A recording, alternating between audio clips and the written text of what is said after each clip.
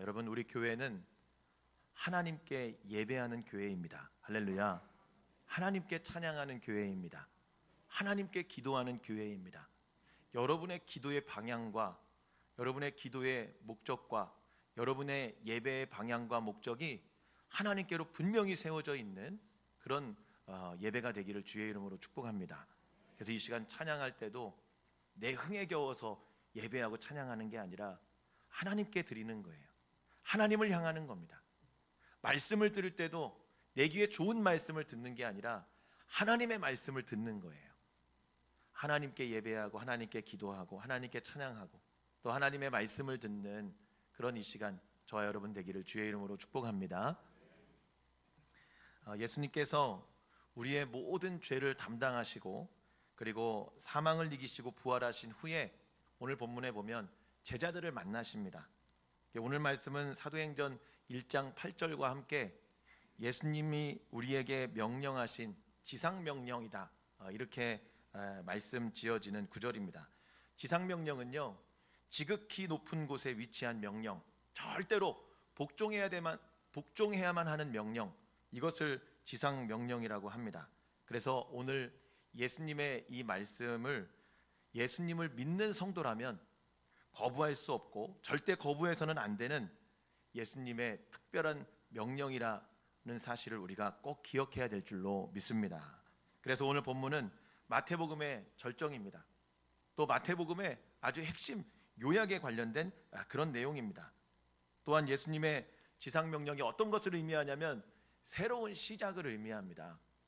예수님이 십자가에 달리시고 죽으시자 다 흩어지고 숨어서 웅크리고 있었던 이 제자들에게 예수님이 새로운 사명을 허락해 주시는 거예요. 새로운 시작을 이 제자들에게 알려주시는 거죠. 이렇게 명령을 주시는 부분이 오늘 본문의 말씀입니다. 비록 예수님께서 제자들에게 명령하신 거지만 오늘 이 명령은 예수님을 믿는 저와 여러분을 비롯한 모든 그리스도인들에게 하시는 예수님의 지엄한 명령인 줄로 믿습니다. 그래서 오늘 본문에 저와 여러분에게 지상명령에 대해 다시금 확인하고 명령에 대한 수행을 지금 다시 시작해라, 하나님이 이렇게 말씀하고 계시는 거예요. 한번 16절의 말씀을 읽어보도록 하겠습니다. 16절 같이 읽겠습니다. 시작.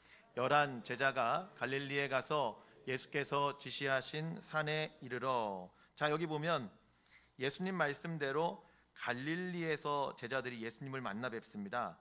만난 장소는 예수님께서 사전에 지시하신 어느 산이다, 이렇게 이야기를 합니다. 변화산의 한 후보인 다볼산일 확률도 있고 또 학자들이 의견이 좀 분분하기는 합니다. 그러나 여러분, 만난 장소에 대해서는 여러 가지 의견들이 있지만 중요한 건 제자들이 예수님이 지시하신 산으로 갔다는 겁니다. 예수님의 말씀에 순종해서 예수님이 지시하신 산으로 갔다는 거예요. 그리고 거기에서 누구를 만납니까? 예수님을 만났다는 거죠. 이게 여러분 중요합니다.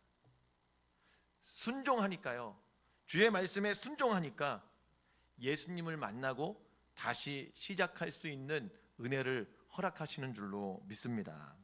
그래서 여러분, 우리가 예수님을 만나는 것, 예수님 말씀에 순종하는 것이 너무너무 중요한데 우리는 실패하잖아요. 또 실수하잖아요, 여러분.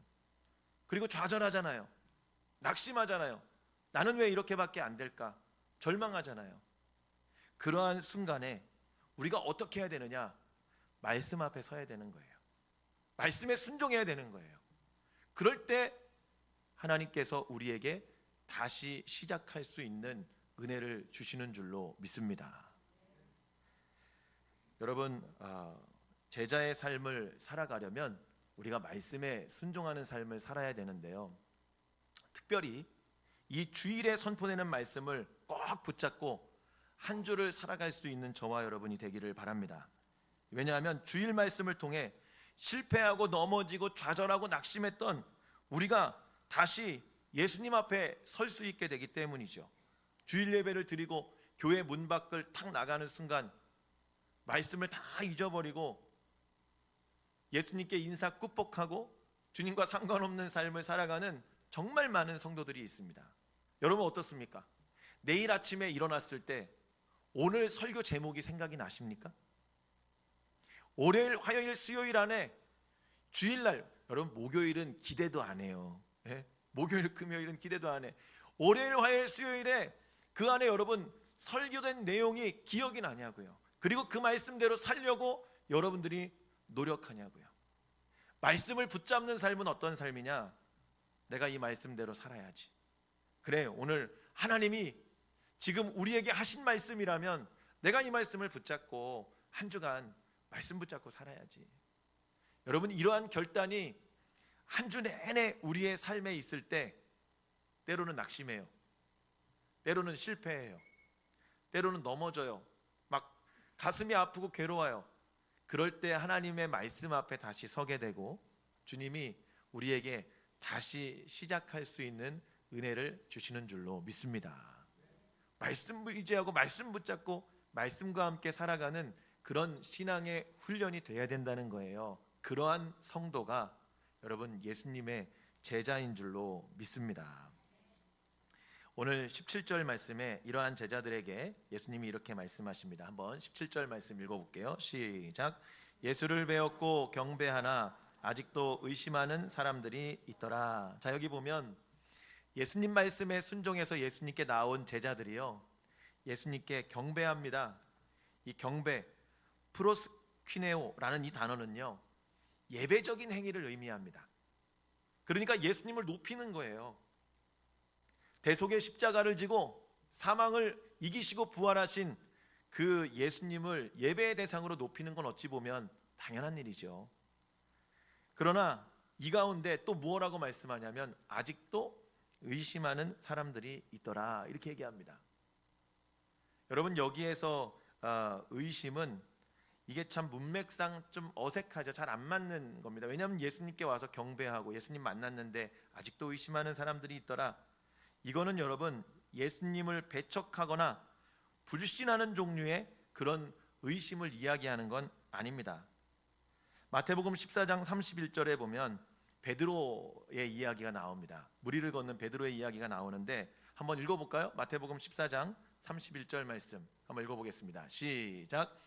예수께서 즉시 손을 내밀어 그를 붙잡으시며 이르시되 믿음이 작은 자여 왜 의심하였느냐. 자, 무리를 몇 발짝 걷다가요, 물을 보니까, 풍랑을 보니까, 파도를 보니까 무서운 거예요.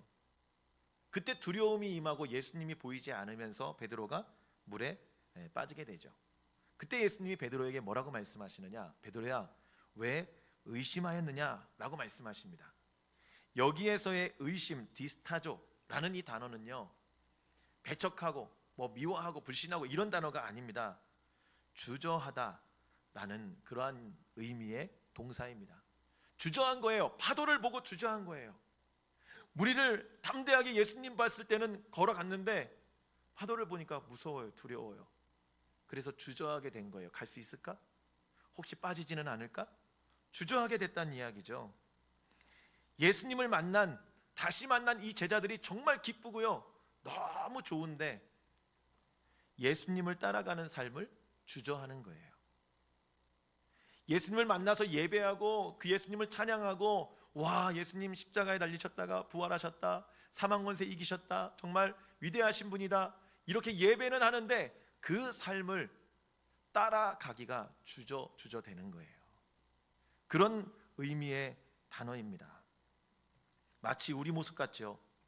이 땅을 살면서 복 받고 싶어요. 잘 되고 싶어요. 주님이 주시는 은혜 많이 받고 싶어요. 행복하고 싶어요.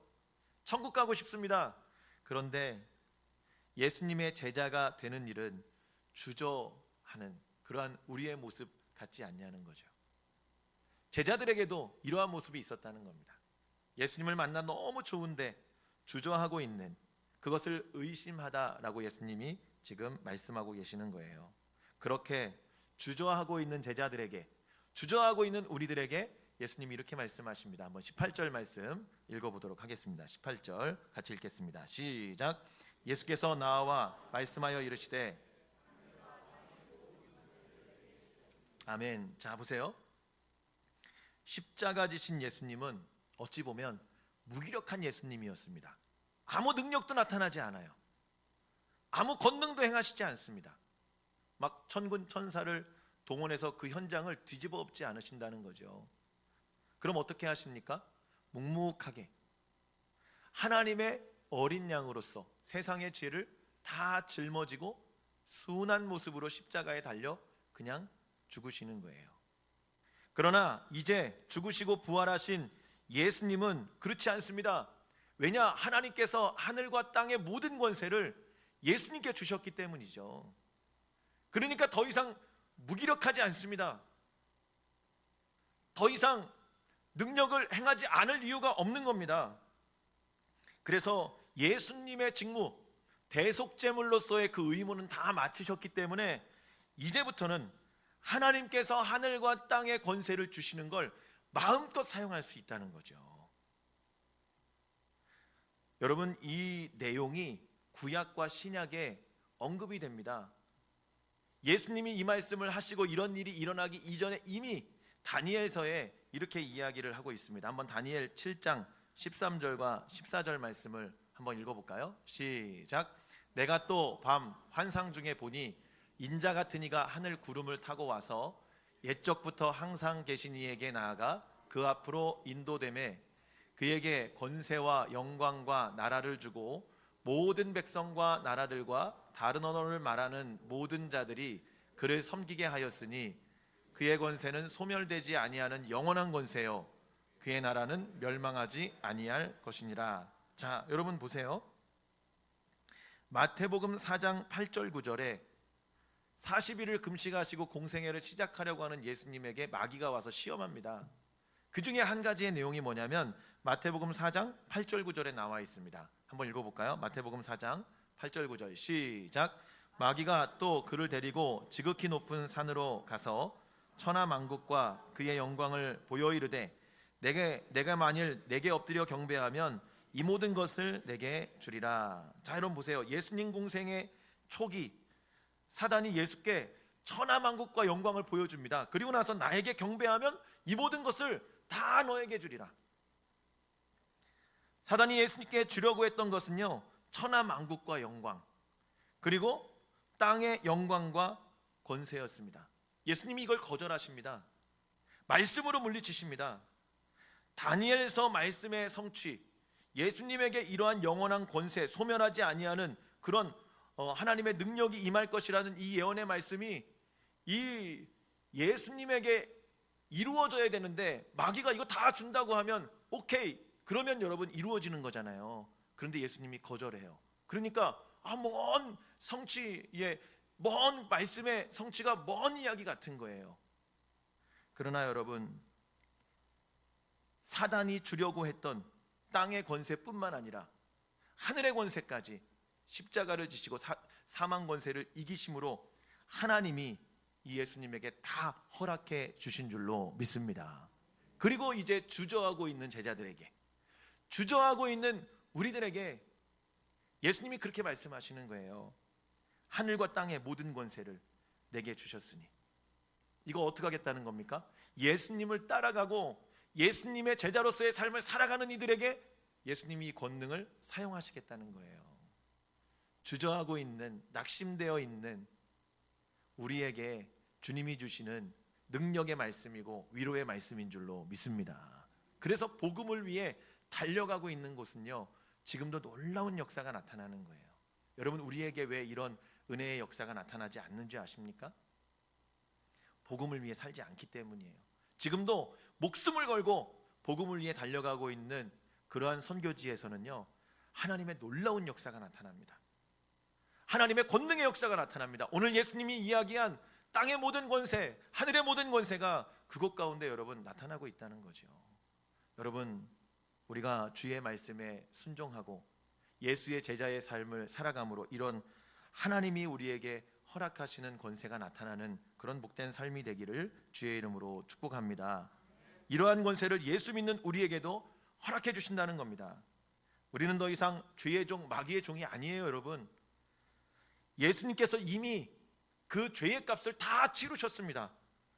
당당하게 우리가 세상에 설 수 있는 이유죠. 이러한 하늘과 땅의 권세를 가진 예수님께서 우리에게 이렇게 명령하고 계십니다. 한번 19절 말씀을 읽어보겠습니다. 19절 시작. 그러므로 너희는 가서 모든 민족을 제자로 삼아 아버지와 아들과 성령의 이름으로 세례를 베풀고. 자, 예수님이 자신에게 주어진 이 권세를, 하늘과 땅의 모든 권세를 어디에 사용하실까요? 제자들의 사역을 위해서 사용하십니다. 전 우주의 주인이신 우리 예수님께서 제자들에게 능력을 주시면서 이 사명을 감당하라고 지금 명령하고 계신다는 거예요. 마태복음 10장 5절에서 6절 말씀에 보면 제자들을 보내십니다. 예수님이 보내세요. 그러면서 이방인의 길로도 가지 말고 사마리아인의 고을로도 가지 말고 오히려 이스라엘의 집에 잃어버린 양에게로만 가라, 이렇게 얘기하십니다. 제자들을 파송하시는데요, 모두에게 다 복음 전해 이렇게 얘기 안 하십니다. 이때 당시에는 십자가 사건 이전에는 유대 이스라엘에게만 복음을 전해라, 이렇게 말씀하세요.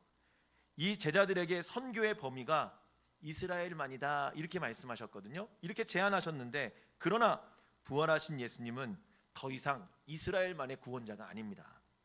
온 세상의 메시아가 되십니다. 예수님의 제자들의 사역은 이제 이스라엘을 넘어 온 유대와 사마리아와 땅끝이 되어야 된다는 거예요.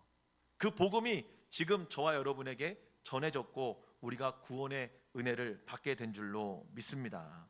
자, 그렇다면 제자를 어떻게 만듭니까? 제자를 삼는다는 것은 어떤 의미입니까? 이건 크게 두 가지로 여러분 정리가 되는데요. 첫 번째는요, 세례를 베푸는 것이다 라고 말씀하세요. 아버지와 아들과 성령의 이름으로 세례를 베푸라는 거예요. 여러분, 세례 베푸는 게 뭡니까? 이 중에 여러분 세례 안 받으신 분이 혹시 계십니까? 거의 없죠. 왜냐? 예수님을 믿으면 세례를 받으라고 말씀하셨기 때문이에요. 그럼 왜 세례를 받습니까? 세례는요, 예수님을 나의 구주로 영접하고 내 죄를 씻는 겁니다. 이 가장 중요하고 가장 핵심적인 이 신앙의 고백이 이 세례 가운데 있는 거예요. 죄 사함의 은혜는 여러분 어떤 사람에게 오는 게 아닙니다. 어떤 교주에게 오는 게 아니에요. 죄 사함의 은혜는요, 오직 십자가 지신 나의 죄를 담당하신 그 예수님으로만 가능한 줄로 믿습니다. 그래서 세례를 받게 하라는 거예요. 그러니까 교회에 나온 이 성도들은요, 어떤 사람들이냐? 예수님을 구주로 영접한 사람들, 예수님을 구주로 믿고 고백하는 사람들, 이러한 사람들이 바로 세례받은 하나님의 자녀인 줄로 믿습니다. 그런데 여러분 보세요. 이 초대교회는 입으로 시인하는 것, 이게요 목숨을 건 행위입니다. 로마서 10장 10절에 보면 이렇게 얘기해요. 마음으로 믿어 의에 이르고 입으로 시인하여 구원에 이르느니라, 이렇게 얘기합니다. 너무 쉽죠, 어떻게 보면. 마음으로 믿어요. 믿을 수 있죠. 뭐 돈 들어가는 것도 아니잖아요. 입으로 시인합니다. 고백하는 거 할 수 있죠. 그러나 이 당시에 입으로 시인하는 건 목숨을 거는 거예요. 세례를 받는다는 것 자체가요, 내 목숨을 하나님께 맡긴다는 거예요. 예수 믿는다고 이야기하다가 잡히면 아주 비참한 죽음을 맞이하게 됩니다. 잔인하게 죽입니다. 고통 속에요, 예수님 부인하게 만들려고 아주 인간 극한의 고통을 그들 가운데 이렇게 행하죠.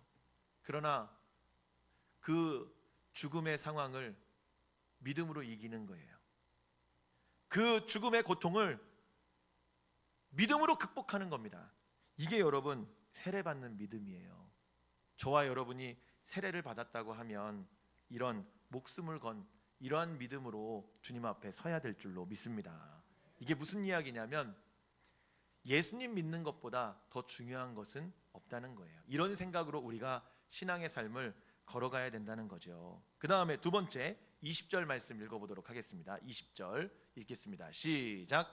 내가 너희에게 분부한 모든 것을 가르쳐 지키게 하라. 볼지어다 내가 세상 끝날까지 너희와 항상 함께 있으리라 하시니라. 자, 두 번째는요, 제자 삼는 것의 두 번째 중요한 것은 무엇이냐면 가르치라는 거예요. 예수님 공생의 기간 동안에 가르치는 건 굉장히 예수님의 중요한 사역 중에 하나였습니다. 예수님은 회당에 가서 가르치시고 제자들을 만나면 또 가르치시고 무리가 모이면 가르치시고, 가르치는 일이 굉장히 중요한 예수님의 사역이었습니다. 그러나 제자들을 파송하실 때 능력을 행할 것은 이렇게 허락해 주시지만요, 가르치는 건 허락하시지 않습니다. 희한하죠. 그러나 이제는 가르치라 말씀하십니다. 강의하라 이런 얘기가 아니에요. 그럼 무엇이느냐? 가르침을 받은 자가 그 가르치는 것을 지키는 삶, 가르침을 받고 그 가르침대로 살아가도록 그들을 만들으라는 거예요. 여러분, 신앙생활에는 이런 모델의 삶이 굉장히 중요합니다. 우리가 자녀들에게 어떤 모습을 보이며 신앙의 삶을 살아가느냐 굉장히 중요합니다. 교회 안에서 이런 리더들이, 목회자와 우리 장로님들, 권사님들, 집사님, 직분자들이 어떠한 삶을 살아가느냐 굉장히 중요합니다. 그 목자의 모습, 리더의 모습, 이 모습을 보고 따라가는 거예요. 아, 나 저 장로님처럼 돼야지, 나 권사님처럼 돼야지. 제가 이런 얘기를 굉장히 많이 들었습니다. 특히 청년들이나 학생들이요, 너 나중에 어떻게 신앙생활 하고 싶어? 그러면 뭐라고 얘기하냐면, 저는요 우리 교회 어떤 장로님처럼 될 거예요. 예전에 교육부 사역을 할 때 이런 이야기를 제가 많이 들었습니다. 훌륭하죠. 왜요? 모델이 되는 거예요. 본이 되는 겁니다. 가르침대로 살아가는 거예요. 여러분, 예수께서 하늘과 땅의 모든 권세를 하나님께로부터 받았잖아요. 그 권세와 능력을 제자들에게 주시면서 또 다른 제자를 만들라고 지금 말씀하고 계시는 겁니다. 세례를 베풀래요. 그리고 가르치라고 말씀하십니다. 세례는 목숨을 거는 거예요. 세례를 주라는 것은 예수님을 위해 목숨을 걸 수 있는 성도로 만들라는 거죠. 그러한 믿음을 갖도록 그렇게 가르치라는 거예요. 그래서 여러분, 이렇게 세례를 주고 가르치는 것이 예수님이 제자들에게 명령하신 것이고, 저와 여러분에게, 우리 교회에게, 교회들에게 명령하신 지엄한 지상 명령인 줄로 믿습니다. 그리고 나서 니들 고생해라, 나는 이제 하나님 품으로 갈 테니 빠이빠이 하시면서, 야 이제 니네는 고생해라, 내 역할은 다 끝났다, 주님이 이르시지 않습니다. 그럼 뭐라고 말씀하십니까? 20절 마지막 절에 내가 너희와 항상 함께 있으리라. 언제까지? 세상 끝날까지. 이 세상이 끝날까지 우리를 고아처럼 버려두지 않고요, 우리와 함께 계시는 예수님인 줄로 믿습니다. 그분이 어떤 예수님이냐면 하늘과 땅의 권세를 가지신 분이에요. 그러면 여러분, 선포해야죠. 하늘과 땅의 권세를 가졌으면 그 권세를 가지고 선포하며 살아야죠. 한 목사님이 지난주에 저에게 이렇게 말씀하시더라고요. 내가 지금까지 목회를 한 30년 이상 했는데 본인은 설득하는 목회를 했대요. 가르치면서 설득했대요. 예수님이 이런 분이니까 여러분 이렇게 살아야 돼요. 기도는 이렇게 하셔야 되고요, 찬양은 이렇게 하셔야 되고요, 예배는 이렇게 드려야 돼요. 가르쳐, 설득했대요. 그리고 납득시키고 설득이 되면 그러면 끌고 갔다는 거예요. 그렇게 하다 보니까 설득이 안 되고 납득이 안 되는 성도들은 어떻게 하지를 못하는 거예요. 그 사람들 때문에 목회가 너무너무 힘들었대요. 근데 주변에 형제 같은 정말 친한 목사님들이 계신데 그분들은요 설득하지 않더라는 겁니다. 그럼 어떻게 하느냐? 선포하더라는 거예요. 예수님이 주신 이 권위를 가지고요 선포하더라는 거예요. 하나님 앞에 충분히 기도하고 그 권세를 가지고 예수님이 하신 말씀을 그대로 선포하는 겁니다. 그러니까요, 막 선포하는 대로 막 역사들이 나타나니까 그 권위 앞에 성도들이 순종하는 거예요. 자기는 30년 넘게 죽어라고 고생하면서 설득하고 또 설득하고 이해시키고 납득시키고 이러고 목회를 힘들게 끌고 왔는데요, 그 목사님들을 보니까 선포하면서 막 예수님의 권능으로 막, 여러분 어떤 목회가 더 행복할까요? 죽어라고 설득하고, 물론 이것도 복되고 은혜가 있지요. 그러나 하나님의 말씀은요 이미 우리에게 성취된 능력의 말씀입니다. 선포된 대로 이루어지는 거예요. 하늘과 땅의 권세를 예수님이 이미 다 받으셨고, 이 권세를 예수님 전하는, 사명 감당하는, 세례를 주고 가르치는 저와 여러분에게 허락해 주신 줄로 믿습니다. 그러니까 써야 돼요, 여러분. 그럼 누가 쓸 수 있느냐? 제자된 사람들이 쓰는 거죠. 예수님이 지금 파송하고 사명을 맡긴 이들에게 이 권능을 쓸 수 있는 자격도 주신다는 겁니다. 여러분, 어떻게 세례를 주고 가르치는 이 예수님의 명령에 순종하는 성도가 되시겠습니까? 그러면 하늘과 땅의 권세도 우리가 사용할 수 있게 되는 줄로 믿습니다. 한번 기도해 보세요. 여러분, 묵상해 보세요. 생각해 보세요. 과연 나는 누구에게 세례를 베풀어야 하는가? 세례받을 만한 누가 있는가? 내 주변에 아직도 하나님 앞에 나오지 못한 믿음에 연약한 이들이 누가 있는가? 그리고 가르치고 삶으로 보여주고 섬겨주고 하나님의 사랑으로 이끌 만한 그러한 영혼들이 누가 있는가? 이것과 전혀 상관없는 삶을 살고 있다면 하늘과 땅의 권세와도 상관없는 삶이 될 것이고, 이러한 복음의 사명, 예수님의 제자의 삶을 살아간다면 우리도 하늘과 땅의 권세를 사용할 수 있는 그런 예수님의 제자가 될 줄로 믿습니다. 오늘 설교의 제목이 예수님께서 부탁하셨습니다 라는 말씀이에요. 여러분, 주님이 우리에게 부탁하신 거예요. 생명을 주면서, 우리에게 영생을 허락해 주시면서 죽음으로써 우리에게 부탁하신 말씀이 무엇이냐면 세례를 베풀고 가르치라는 거죠. 제자의 삶을 살아가라는 겁니다. 바라기는 우리 사랑하는 모든 성도들이 교회 문밖 나가는 순간 나는 예배 드렸으니까 내 의무 다했다 하고 예수님과 단절되는 것이 아니라 오늘 이 말씀을 붙잡고 한 주간도 내가 순종하려고 말씀 앞에 서 보십시오. 복음 전하려고 말씀 앞에 한번 순종해 보십시오. 1층에 가면은요, 여러분, 요 조그만한 물티슈를 1000개 제작해 놨습니다. 2000개 제작해 놨어요. 그거를요, 여러분, 한 20개씩 가져가세요. 가져가서 뭐 하느냐? 전하는 거예요. 그리고 가르치는 거예요. 믿음이 연약한 성도들에게 하나님 앞에 나올 수 있도록, 같이 기도할 수 있도록 권면하고 가르치는 겁니다. 하나님 앞에 나올 수 있도록 불신자들을 전하는 거예요. 이러한 말씀과 관계된 삶만 살아도 주님이 우리에게 다시 시작할 수 있는 은혜를 허락해 주실 줄로 믿습니다. 하늘과 땅의 권세로 여러분의 모든 문제들을 주님이 붙잡아 주실 거라는 거예요.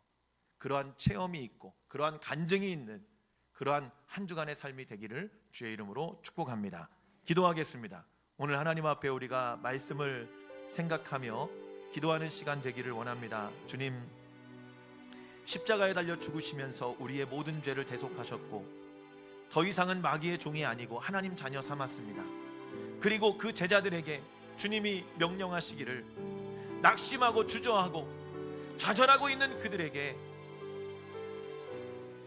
세례를 베풀고 가르치라, 제자의 삶을 살고 그리고 또 다른 제자를 만들으라고 말씀하고 있습니다. 그러면 하늘과 땅의 모든 권세를 가지신 예수님이 너희와 항상 함께 있겠다고 말씀하고 계십니다.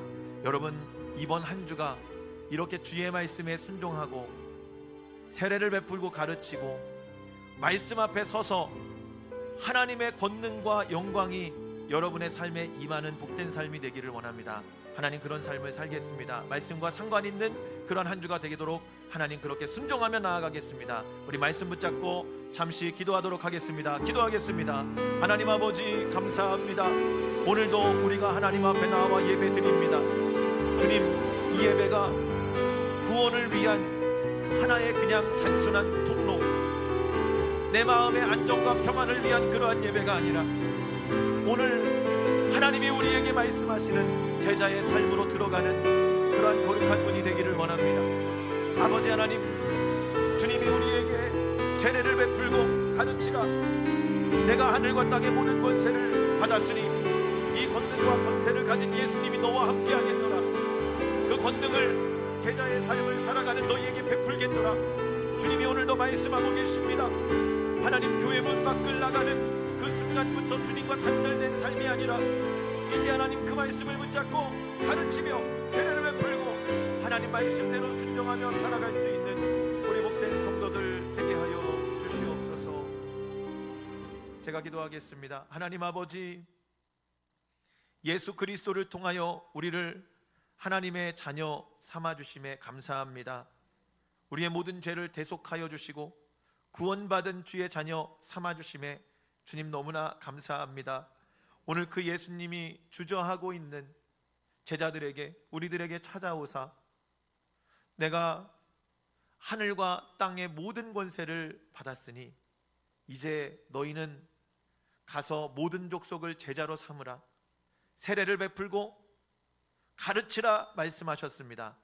그러면 내가 너희와 항상 함께 하겠노라. 하늘과 땅의 권세를 가지신 예수님이 우리와 함께 계시고 우리의 삶을 인도하시겠노라고 말씀하고 계십니다. 주님, 교회 문 밖을 나가는 순간 주님과 단절된 삶이 아니라 말씀을 생각하고 말씀을 기억하며 주님 앞에 다시 서는 우리들 되게 하여 주옵소서. 그래서 하나님, 한 주간 말씀 앞에 서려고 노력하고 말씀대로 순종하려고 노력하고, 그래서 하나님께서 하늘과 땅의 권세를 우리의 삶 가운데 사용하실 수 있는, 그래서 우리의 삶의 어려운 문제들이 다 풀어지고 해결되고 질병이 치유되고 고민하며 걱정하며 꼬였던 문제들이 풀어지는 그러한 놀라운 은혜가 있게 하여 주시옵소서. 예수님의 이름으로 기도드립니다. 아멘. 말씀을